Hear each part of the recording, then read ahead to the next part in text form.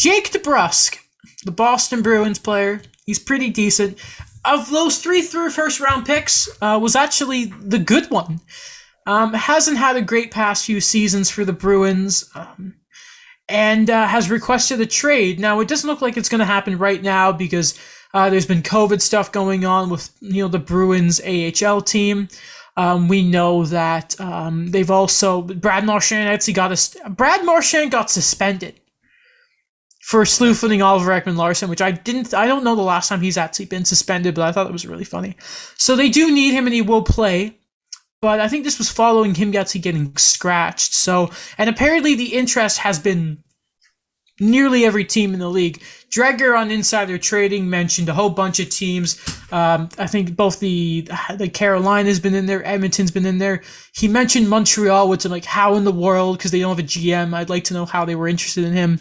But hey, Boston guy, Jeff Gordon. It's a real shame. I'm not surprised by the way things have gone the past 3 years, and apparently at the game in Boston after he requested, apparently he was not received very well by the Boston crowd, believe it or not. Classy. Like those Boston fans, just grade A classy. What are you doing, Alex? Nothing. I'm just saying they claim to be so good and then they crap on everyone else and then they pull this. That's all I'm saying. They're just as bad as everyone else. Like, just the reality. Who's saying the Bruins are angels? Themselves. I mean, every fan base has those people, but I just want them to be reminded of the fact that they're just as bad as everyone else. Fair enough. But anyway, Jake DeBrusk. Yeah, man. Jake DeBrusk. I mean, it's unfortunate things didn't work out. Like you said, those 3 first-round draft picks, looking back on it, not fantastic. No.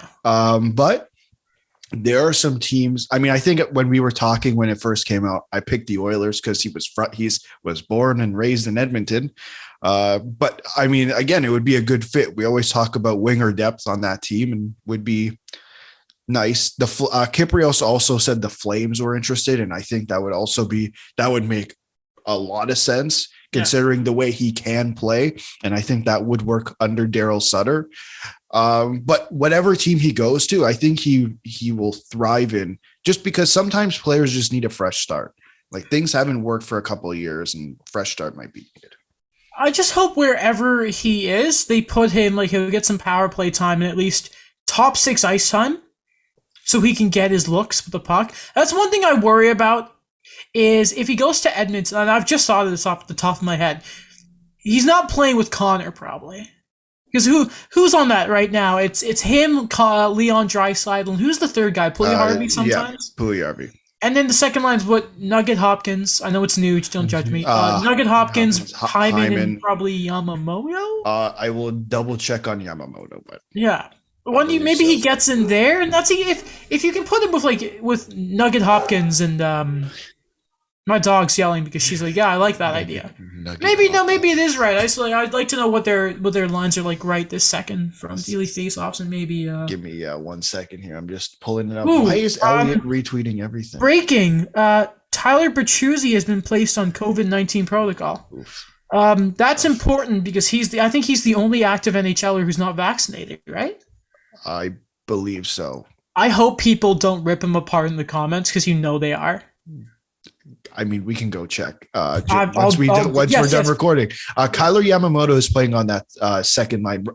Man, this was updated this afternoon. But guess who is playing on the first line with Leon? They changed it up. They changed it up. They changed it up. Who? So it's Hyman and McDavid right now, and Draisaitl and Nuge Yamamoto. Who is the third guy on McDavid and Hyman's line? Turris? No. There's a guy I'm trying to avoid saying because I'm really hoping they didn't do it. They did it. I don't even know who the rest of their bottom 6 is. Is it actually Cassian? It is Zach Cassian. Why? I don't understand. That makes no sense. I had to do a double take. I had to do a double take on that one. I'm a little confused. I'm going to try to look at his stats to figure out what on earth he's been doing the last 5 games to deserve a promotion to the first line. Like, I'm very well aware that we're both proponents that Draisaitl and McDavid should play separately because they're both centers. Yeah. But I didn't necessarily think he should have been. Zach Cassian should have been, and he has 9 points in 16 games. Maybe they're swapping it up because I want to say it was last week or the week before they were having some off games. I know like Connor wasn't happy about it. So maybe it has something to do with that. By the way, if you want to see another version of the Canucks versus an awful team, they're playing the Sens. Even though by the time you hear this, it will have been over probably. But that was interesting. And yeah, people are ripping Bertuzzi, by the way. Yeah, which is really shit. Like, I shouldn't swear, but that's don't do that, people. Be good people, really. Don't do that. I don't understand. Like Jesse Puljujarvi has 16 points in 20 games.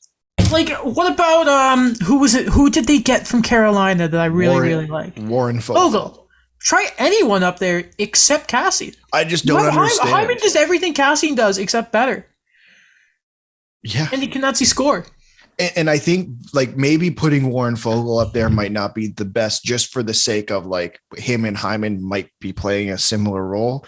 But like Jesse Puljujarvi, I just said 16 points in 20 games. He has 7 goals. That's weird, man.